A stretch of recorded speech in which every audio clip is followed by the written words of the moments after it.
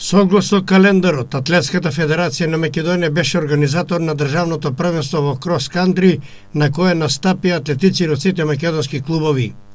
На земјената патека на кеот на Вардар се одржаат трки во повеќе дисциплини, поединечно и екипно во машка и во женска конкуренција. Во зависност од возраста беа застапени следните дисциплини: трка на 800 метри, на 1000 метри, на 3000 метри, на 4000 метри, на 6000 метри, на 8000 метри и на 10000 метри.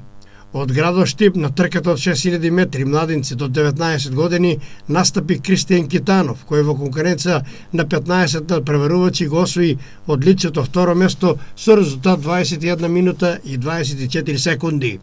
Организаторот Атлетската федерација на Македонија на најдобрите тројца во поединечна конкуренција им додели медали и дипломи.